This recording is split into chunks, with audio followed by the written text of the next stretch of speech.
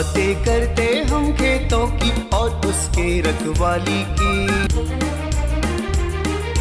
हम बीजों की बातें करते उत्तम जल संसाधन की।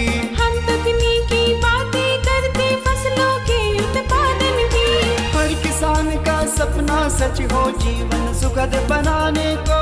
गाँव-गाँव के हर आंगन का प्यारा सा ही दर्शन। कृषि दर्शन, कृषि दर्शन, कृषि दर्शन, कृषि दर्शन, कृषि दर्शन, कृषि दर्शन, कृषि दर्शन, कृषि दर्शन। नमस्कार, जोहार। कृषि दर्शन कार्यक्रम में आप सभी किसान भाई बहनों का स्वागत है। हमारे किसान भाई बहन बहुत ही मेहनती होते हैं और अपनी मेहनत से माटी को सींच कर सोना उपजाते हैं और संसार का पेट भरते हैं। इसीलिए हम अपने कार्यक्रम कृषि दर्शन के ज़रिए किसान भाई बहनों की हर वो मदद करने की कोशिश करते हैं जिससे उनकी खेती किसानी बेहतर हो सके और आसान हो सके। तो चलिए कार्यक्रम की शुरुआत करते हैं। सबसे पहले देख लेते हैं कृषि समाचार में क्या है खास। नमस्कार, कृषि समाचार में आपका स्वागत है। मैं हूं गोपाल कृष्ण। आइए देखते हैं आज कृषि समाचार में क्या है खास। नाबार्ड द्वारा चलाई जाती है डेयरी योजना। किसान क्रेडिट कार्ड किसानों की आर्थिक तरक्की में सहयोगी। फूलों की बेहतर कटाई करता है रोज सिकेटियर। केंद्र सरकार डेयरी योजना के तहत गव्य विकास विभाग के माध्यम से राज्य में डेयरी की स्थापना के लिए अनुदान देता है। डेयरी उपकरणों के साथ इसके लिए संकर नस्ल के दुधारू गायों का वितरण पशुपालकों के बीच अनुदान और बैंक ऋण के आधार पर किया जाता है।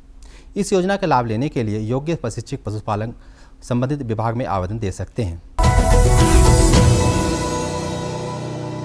किसानों को खेतीबाड़ी के कार्यों में आर्थिक समस्याएं भी आती है, जैसे संसाधनों की कमी या समय पर पैसों के अभाव में खेती न कर पाना इत्यादि।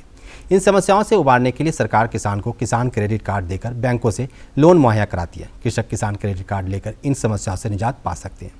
किसान क्रेडिट कार्ड को जल्द से जल्द राज्य के सभी किसानों को उपलब्ध कराने की योजना है। फिर भी जिन किसान भाइयों को किसान क्रेडिट कार्ड नहीं बन पा रहा है या नहीं बना है, वो इसे बनवाने के लिए आवेदन पत्र के साथ फोटो या वंशावली संबंधी प्रमाण पत्र या शपथ पत्र इत्यादि दस्तावेजों के साथ प्रखंड कृषि विभाग, नजदीकी बैंक या किसान मित्र से संपर्क कर सकते हैं। मक्का हमारे यहाँ किसान मुख्य रूप से लगाते हैं। मक्का के बेहतर पैदावार के लिए उन्नत किस्मों का चयन किसान भाइयों को करना चाहिए। कृषि विशेषज्ञों द्वारा झारखंड के लिए मक्का के उन्नत प्रभेद है श्वान, बिरसा विकास मक्का 2। यदि हाइब्रिड प्रभेद लगाना चाहें तो कंचन और HQPM 2 और 5 नामक प्रभेद लगा सकते हैं। श्वान, बिरसा विकास मक्का 2 मक्का के उन्नत प्रभेदों में अच्छे माने जाते हैं। वहीं हाइब्रिड प्रभेद हैं कंचन, HQPM 2 और 5। 1 हेक्टेयर भूमि के लिए 20 किलोग्राम बीज पर्याप्त होता है। ये प्रभेद लगभग 80 से 100 दिनों में तैयार हो जाते हैं। इन्हें लगाकर किसान प्रति हेक्टेयर लगभग 45 से 80 क्विंटल तक मक्का की उपज पा सकते हैं। कद्दू, करेला, झिंगी जैसे लत्तेदार सब्जियों की फसल को सड़न गलन की समस्या से बचाने के लिए लत्तर को झाड़ पर चढ़ाना चाहिए ताकि आने वाले फलों का संपर्क मिट्टी से ना रहे। साथ ही फूल आने के समय बोरान दवा का छिड़काव करना चाहिए, जिससे बेहतर फलन सहायता होती है।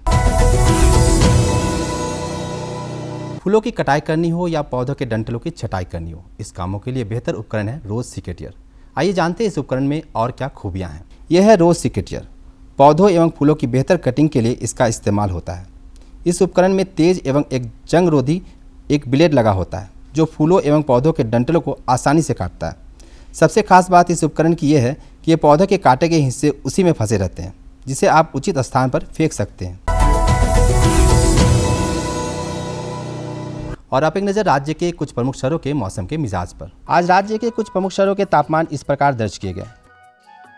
रांची अधिकतम 36 डिग्री सेल्सियस और न्यूनतम 18 डिग्री सेल्सियस। देवघर अधिकतम 36 डिग्री सेल्सियस और न्यूनतम 22 डिग्री सेल्सियस। जमशेदपुर अधिकतम 39 डिग्री सेल्सियस और न्यूनतम 24 डिग्री सेल्सियस। मेदिनीनगर अधिकतम 38 डिग्री सेल्सियस और न्यूनतम 21 डिग्री सेल्सियस। धनबाद अधिकतम 37 डिग्री सेल्सियस और न्यूनतम 22 डिग्री सेल्सियस। कृषि समाचार में आज इतना ही। हम सबके सहयोग से राज्य में कोरोना संक्रमण लगभग समाप्त हो गया है। फिर भी सतर्कता जरूरी है। संक्रमण से बचते हुए कृषि कार्य करें और जो किसान भाई अभी तक टीका नहीं लिए हैं वो टीका जल्द लगवा लें। साथ ही बूस्टर डोज लगवाने में भी देर ना करें ताकि कोरोना बीमारी पूरी तरह समाप्त हो सके।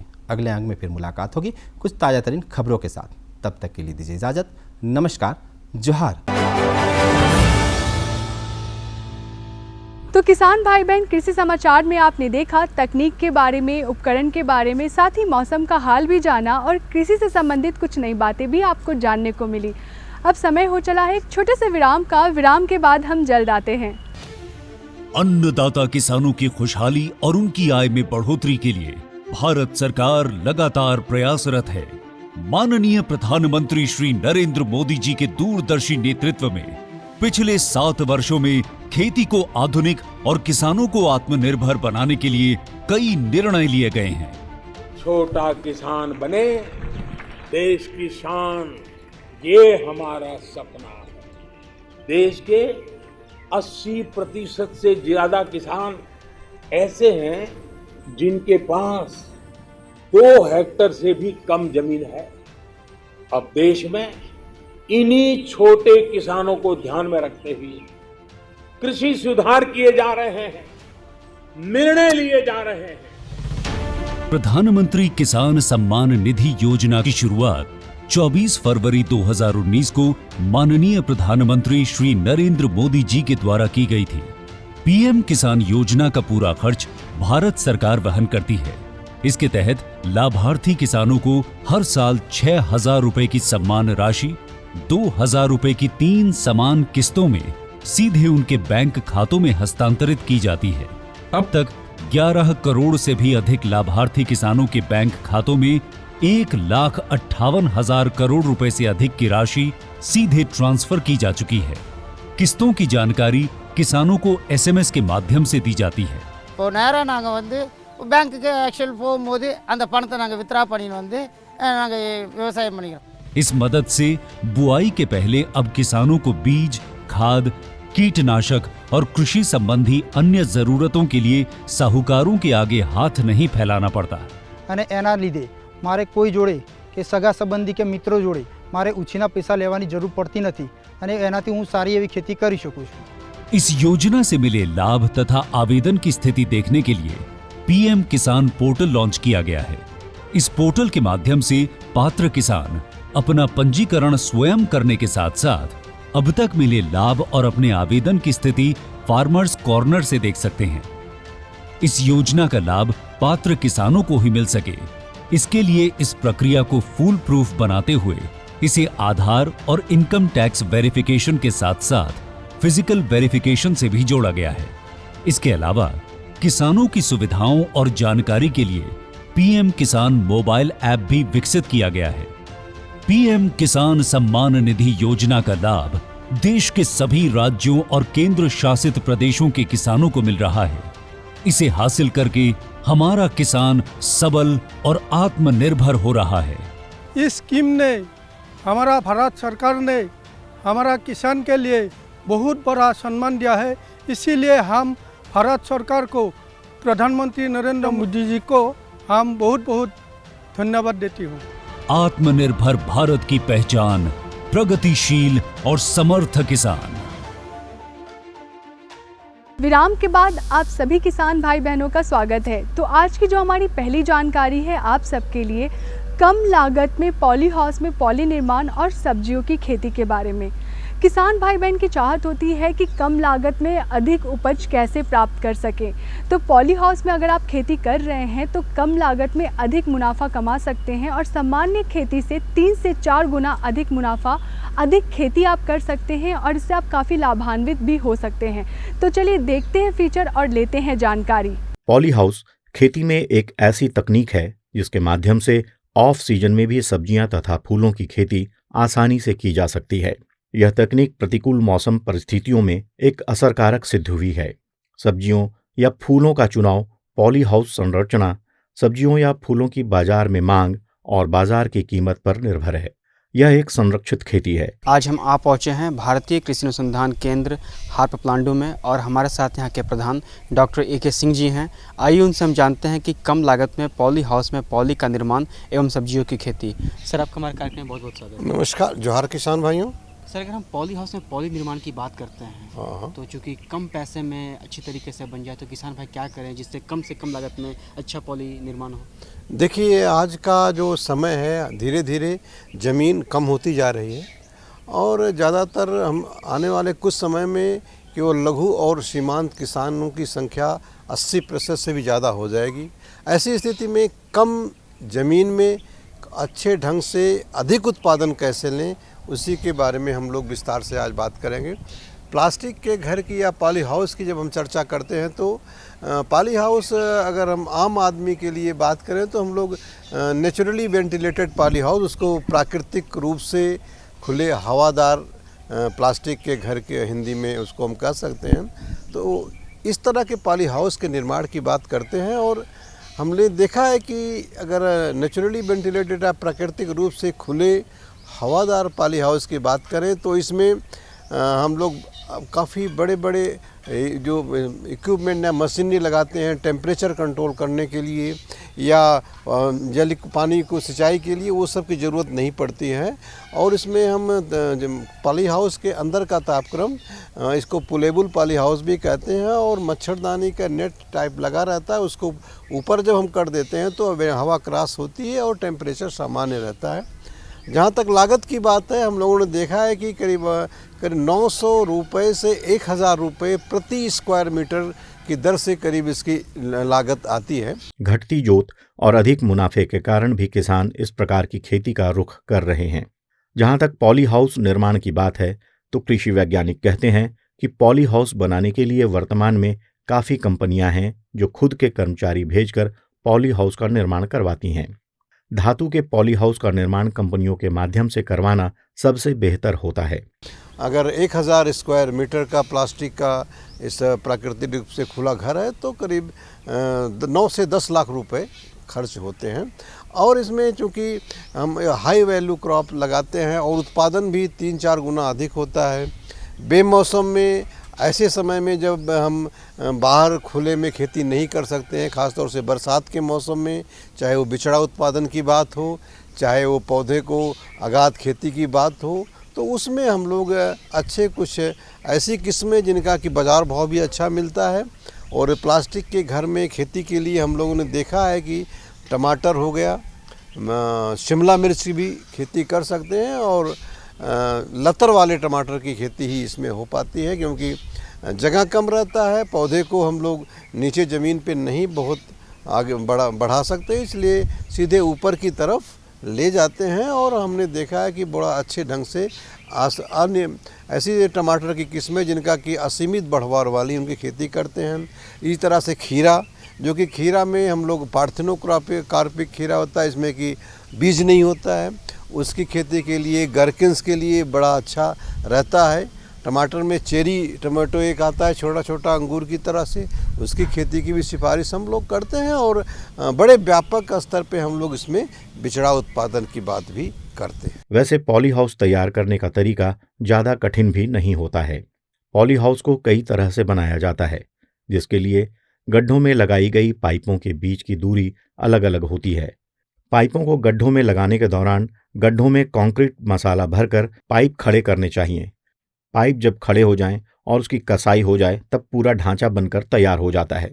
तब पॉली हाउस के चारों तरफ फाउंडेशन वॉल बनाकर तैयार कर दें, जिससे बारिश का पानी पॉली हाउस के अंदर नहीं आ पाता है। हमारा भारत सरकार की तरफ से प्लास्टिक के घरों के निर्माण पे, जो कि सब्जी की खेती के लिए है, इसमें 50% तक का अनुदान भारत सरकार से भी मिल रहा है। राज्य सरकार में हमारा जो नेशनल हॉर्टिकल्चर मिशन के अंतर्गत जो उद्यान निदेशालय है, वहाँ जाके किसान भाई इसके बारे में विस्तार से चर्चा कर सकते हैं वहाँ के पदाधिकारी से, और जिला उद्यान अधिकारी या निदेशक, जिला उद्यान निदेशक से मिल करके इसका लाभ उठा सकते हैं, जिससे कि वो भी प्लास्टिक के घरों का निर्माण आके कर सके। इसमें ख़ास तौर से हम लोग पाइप्स और प्लास्टिक सीट का ही प्रयोग ज़्यादातर होता है, और कुछ हवा क्रॉस करने के लिए मच्छरदानी टाइप प्लास्टिक के नेट आते हैं, उसका प्रयोग किया जाता है। तो इस तरह से हम एक लोहे के मतलब एंगल्स, प्लास्टिक और जो इसी का प्रयोग ज़्यादा इसमें होता है, और मॉस्किटो नेट जो आता है उसका बड़े बड़े आते हैं, क्योंकि इसमें तापक्रम, ह्यूमिडिटी ये सब नियंत्रित नहीं होता है। और इस तरह के पॉली हाउस का प्रयोग हम लोग अगर मई और जून बहुत तापक्रम बढ़ जाता है, उसको हम हटा दें, तो बाकी करीब 7 से 8 महीने या 9 महीने तक हमारे झारखंड के किसान भाई भी इसका प्रयोग चाहे वो बिचड़ा उत्पादन के लिए हो, चाहे वो फसल उत्पादन के लिए हो, कर सकते हैं। जब पॉली हाउस अच्छे से बनकर तैयार हो जाता है तब उसमें खेती की जाती है। जानकार कहते हैं कि पॉली हाउस के अंदर लगी सब्जियों को जैविक एवं प्राकृतिक झंझावातों से होने वाले नुकसान से बचाया जा सकता है। पॉली हाउस प्रति इकाई क्षेत्र उत्पादन, उत्पादकता एवं गुणवत्ता को बढ़ा देता है। प्लास्टिक के घर में खेती करने का ये भी एक फ़ायदा है कि बहुत सारे कीड़े मकोड़े बीमारियों के लिए जो बहुत सारे रासायनिक कीटनाशक दवाओं का प्रयोग करते हैं, नियंत्रित होने के कारण बहुत सारे कीड़े मकोड़े बीमारियों का प्रकोप इस पर नहीं हो पाता है। और हम लोग कुछ जैविक उर्वरक का प्रयोग करते हैं, जैविक कीटनाशक ज़रूरत हुआ तो प्रयोग करते हैं। और बिना आप ये कह सकते हैं कि प्राकृतिक रूप में अगर खेती करना हो, या आप कह सकते हैं कि जैविक खेती की हम बात करते हैं, तो प्लास्टिक के घर में अगर हमें खेती करते हैं तो निश्चित रूप से हमको जैविक खेती की तरफ लोगों का झुकाव बढ़ेगा। और हमको हमारे स्वास्थ्य के लिए जो फल निकलेगा उसमें भी हमको जो कीटनाशक दवाओं का जो रह जाता है उसमें अवशेष वो नहीं रहेगा, और स्वास्थ्य के लिए भी वो फल अच्छा मिलेगा और पैसा भी अच्छा मिलेगा। तो अभी आपने देखा कम लागत में पॉली हाउस में पॉली निर्माण और सब्जियों की खेती के बारे में।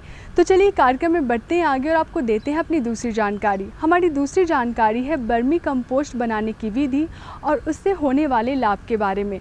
पिछले कुछ सालों में रासायनिक खाद की वजह से हमारे स्वास्थ्य पे भी काफ़ी हानिकारक असर पड़ रहा है और मिट्टी की भी उर्वरक शक्ति कम होती जा रही है। तो अगर आप वर्मी कंपोस्ट का खेती में उपयोग करेंगे तो इससे काफ़ी अच्छा लाभ मिलेगा आप सबको। तो आज हम आपको बताएंगे कि वर्मी कंपोस्ट बनाने की विधि कैसे है और उसके लाभ के बारे में और खेती में कैसे इसका उपयोग करना है। चलिए मिलते हैं विशेषज्ञ से और लेते हैं जानकारी। जोहार, कृषि दर्शन कार्यक्रम में आपका स्वागत है। किसान भाइयों, आज हम आप पहुँचे हैं ICAR हर पलांडू में। हमारे साथ कृषि विशेषज्ञ डॉक्टर SK नायक जी है। आज हम इनसे जानेंगे केचुआ खाद बनाने की विधि के बारे में और उससे होने वाले लाभ के बारे में। डॉक्टर साहब, आपका इस दूरदर्शन के कार्यक्रम में पहले स्वागत है। नमस्कार। डॉक्टर साहब, हमारे किसान भाई ये जानना चाहते हैं केचुआ खाद बनाने की विधि में और उससे लाभ के बारे में। हाँ, ये अच्छा प्रश्न है। जो केचुआ खाद बनाने का जो विधि है, पहले हम जितना खरपतवार है उससे हम बनाना पड़ता है। जैसे किसान भाई, आपके पास जो खरपतवार होगा, सब्जी के छिलके हो गया, पुआल हो गया, जितना भी फसल का अवशेष होता है उससे बनाया जाता है। पहले उसको बारीकी से काटा जाता है, 2 इंच जैसा उसका छोटा छोटा पीस काटा जाता है और उसको एक जगह ढेर किया जाता है, मतलब छायादार स्थान में उसको ढेर किया जाएगा। और इसमें गोबर और पानी का एक घोल छिड़क दिया जाता है। पहले उसको ढेर करके 20-25 दिन उसको सड़ाना पड़ता है एक जगह में छायादार स्थान में। और इसके बाद हम उसको वर्मी जो बेड होता है, वर्मी कंपोस्ट का जो बेड अलग अलग टाइप का होता है, बाज़ार में जो रेडीमेड मिलता है, प्लास्टिक का भी बेड मिलता है। दूसरा है आप सीमेंट वाला जो टैंक है, सीमेंटेड वाला परमानेंट बेड बना सकते हैं। ये पहले बनाने के लिए आपका एक जगह चुनना पड़ेगा। जो जगह ऐसा होना चाहिए कि छायादार स्थान होना चाहिए। पेड़ के नीचे भी आप कर सकते हैं, और नहीं तो आपका ऊपर में शेड दे के बाँस का एक पुआल वाला बाँस जैसे दे के भी शेड बना सकते हैं, टेम्पररी शेड बना सकते हैं। और उससे नीचे ये वाला जो सीमेंट का जो स्ट्रक्चर है, इसका लंबाई करीब 12 फीट का होता है, चौड़ाई 4 फीट का होता है और जो हाइट होता है 2 से 2.5 फीट का होना चाहिए। ये हाइट का ज़्यादा इसके इम्पोर्टेंट होता है। अगर ज़्यादा हाइट बनाएंगे तो केचुआ खाद अच्छा से नहीं बन पाता है। मैक्सिमम आपको 2 से 2.5 फीट की हाइट रखना चाहिए। जब सीमेंट का जो स्ट्रक्चर बनाएंगे ईटा से ही बनाना पड़ेगा और टांकी जैसा, जैसे पानी टांकी जैसा है ऐसे बनाना होगा। एक ढालान देना पड़ेगा, एक साइड में एक ढालान रहेगा और जो नीचे में एक होल रहेगा वो जालीदार होल होगा, क्योंकि जब पानी एक्सेस रहेगा ना वो होल से निकल जाता है। तो पहले ऐसे स्ट्रक्चर आपको बनाना होगा। सीमेंट का हो गया। अगर रेडीमेड अगर मिलता है तो बाज़ार से आपको 12 फीट का चौड़ाई होता है, 4 फीट का 12 फीट का लंबाई, 4 फीट का चौड़ाई और 2.5 फीट का उसका हाइट मिलता है। वी बेड वो प्लास्टिक का रेडीमेड मिलता है और उसको चारों कोना में बाँस से उसको सीधा उसको टांग दीजिए तो स्ट्रेट हो जाता है और टंकी जैसा उसमें बन जाता है। और इसमें बहुत सारा जालीदार होल होते हैं, मतलब उसी मतलब जाली जाली टाइप का होल होते हैं, और उसी में जो हमारा सड़ा हुआ, जो मैं पहले बताया कि जो ढेर करके आपने खरपतवार रखा है, जो सड़ा है 20-25 दिन, उसके बाद 20-25 दिन के बाद वो जो खरपतवार होता है उसी हमारा भर्मी बेड है, जो प्लास्टिक का भर्मी बेड होगा या आपका जो सीमेंट वाला है, उसी में उसको भरना पड़ता है। और जो प्लास्टिक का भी बेड, जो भर्मी बेड बोलते हैं, वो 4-5 साल चलता है, टिकता है, उसके बाद वो ख़राब हो जाता है। और परमानेंट वाला तो आपको बहुत दिन तक उसमें चलेगा। और जैसे इसमें भर देते हैं जो खरपतवार है, जो सड़ने के बाद या डालने के बाद क्या करेंगे, जब पूरा भर जाएगा सड़ा हुआ, जो आधा सड़ा हुआ होता है, उसके बाद उसमें हमारा केचुआ जो होता है, जो लाल वाला केचुआ बोलते हैं, जो भर्मी खाद ही बनाता है, मतलब केचुआ खाद बनाता है जिसे हम बोलते हैं, उसका नाम है आइसिनिया। दिखने में लाल होता है। और ये जो जैसे है, जैसे मैं बताया था कि आपका जो साइज 12 फीट का लंबाई, 4 फीट का चौड़ाई और 2.5 फीट, तो अगर हम इसको मीटर स्क्वायर, अगर 1 मीटर स्क्वायर एरिया अगर मानते हैं, ऊपर का अगर हम लेते हैं, 1 मीटर स्क्वायर एरिया में 1000 केचुआ डाला जाता है। तो आपका जितना एरिया, आपका जो साइज होगा, आपका जो भर्मी बेड का जो साइज होगा, कितना मीटर स्क्वायर होगा, उसी हिसाब से आप कैलकुलेट कर लेंगे, तो उतना से आप कैलकुलेट, मतलब कितना लगेगा केचुआ उसमें पता हो सकता है। 1000 नंबर 1 मीटर स्क्वायर में डाला जाता है। अच्छा डॉक्टर साहब, केचुआ खाद बनाने के उचित समय क्या है? हाँ, ये बहुत ही अच्छा। ये जो समय है, आप हर महीने इसको कर सकते हैं। बरसात के समय में हो सकता है, जाड़ा के समय में हो सकता है, गर्मी के समय में भी बना सकते हैं। और जैसे मैं बताया कि ये जो केचुआ खाद बनाते हैं, जो हमारा खरपतवार है, अच्छा सड़ना चाहिए, क्योंकि जो खरपतवार है, अगर पहले उसको बिना सड़ा हुआ अगर हम डाल देते हैं, मान के चलिए जो भर्मी बेड में, उसमें गर्मी बहुत ज़्यादा पैदा होता है, 40-50 डिग्री होता है, और उसी में अगर केंचुआ डालेंगे तो मर जाएगा। तो इसलिए हमको पहले उसको प्री डाइजेशन बोलते हैं, उसको सड़ाना पड़ता है, ताकि उसका टेम्परेचर जो है 30 से 35 डिग्री सेंटीग्रेड होता है। उसके बाद हम जैसे ही भर्मी बेड में भर दिए, उसके बाद आपके पास जो जूट का बोरा होता है भीगा, उसको पानी में भिगा लीजिए, जूट का जो बोरा है, और पूरे को कवर कर लीजिए, ऊपर में जो भर्मी बेड के ऊपर में कवर कर लीजिए। और फिर हर हफ्ते आपको पानी देना ज़रूरत है। जैसे आपने बता रहा था कि हर सीज़न में हमको करना है, तो बरसात के समय में पानी देना कम पड़ेगा, जाड़ा के मौसम में थोड़ा ज़्यादा ज़रूरत पड़ सकता है, और गर्मी में और ज़्यादा पानी ज़रूरत पड़ सकता है। बरसात के समय हो सकता है 15 दिन में एक बार ज़रूरत पड़ेगा, या जाड़ा के महीने में हफ्ते में एक बार, या गर्मी में हफ्ते में 2 बार भी पानी देना पड़ सकता है। और जैसे आपने केचुआ खाद बनाते हैं, इसमें चींटी का समस्या बहुत ज़्यादा होता है। जैसे आप बनाते हैं ना, चारों तरफ जब टांकी होगा जो सीमेंट का, उसमें एक नाला जैसा छोड़ देना होगा ऊपर में, क्योंकि एक छोटा सा नाला टाइप का रख देंगे जब बनाने के समय में, और उसमें पानी डाल दीजिए, क्योंकि हर वक्त पानी रहेगा ना तो चींटी ऊपर से नहीं आएगा। मान के चले अगर चींटी अंदर चला जाता है, मतलब उसके टांकी के अंदर में, तो उसमें हल्दी आप डाल सकते हैं, तो थोड़ा उससे कंट्रोल होता है। तो चींटी का एक बड़ा समस्या है। और जैसे विघटन के समय में, जैसे मैं बता रहा था कि टेम्परेचर का काफ़ी आपको ध्यान देना है। जैसे आप हाथ घुसा के देखेंगे कि जब कि वो 50 डिग्री से टेम्परेचर कम होना चाहिए। और डॉक्टर साहब, आपने बताया कि किस तरीके से बनाना और क्या क्या सावधानी बरतना है। अगर केचुआ खाद से होने वाले लाभ की बात करते हैं, संक्षिप्त में बताइए कि क्या इससे लाभ? हाँ, केचुआ खाद में हमारा बहुत सारा पोषक तत्व होते हैं, जैसे कि नाइट्रोजन होगा, फास्फोरस होता है, पोटास होता है, और भी सूक्ष्म पोषक तत्व होते हैं। और ये हमारा जो गोबर खाद से 4 से 5 गुना अच्छा होता है। अगर हम मिट्टी में अगर डालते हैं तो मिट्टी का उर्वरा शक्ति बढ़ता है, मिट्टी में जैविक कार्बन की मात्रा बढ़ता है, जलधारण क्षमता बढ़ता है, और काफ़ी सारा उसमें हमारा जो सूक्ष्म जीव हैं उनका पॉपुलेशन काफ़ी ज़्यादा बढ़ जाता है, और मिट्टी का उसमें उर्वरा काफ़ी ज़्यादा बढ़ता है। तो किसान भाई बहन, आज की हमारी दोनों जानकारियाँ आपको कैसी लगी? आशा करते हैं आज की हमारी दोनों जानकारी आपको काफ़ी अच्छी लगी होंगी। अगर आपके पास भी कोई जानकारी है हमें देने के लिए, हमसे कोई जानकारी लेनी है, तो आप हमें संपर्क कर सकते हैं। हमारा पता है कृषि दर्शन, कृषि प्रकोष्ठ, द्वारा केंद्र निदेशक, दूरदर्शन केंद्र, रातू रोड, रांची। हमारा पिन संख्या है 834001। इसी के साथ मुझे शिखा स्वरूप को दीजिए इजाज़त। नमस्कार, जोहार। हम बीजों की बातें करते उत्तम जल संसाधन की, हम तकनीकी बातें करते फसलों के उत्पादन की। हर हर किसान का सपना सच हो, जीवन सुखद बनाने को। गाँव गाँव के हर आंगन का प्यारा सा ये दर्शन। कृषि दर्शन, कृषि दर्शन, कृषि दर्शन, कृषि दर्शन, कृषि दर्शन, कृषि दर्शन, कृषि दर्शन, कृषि दर्शन।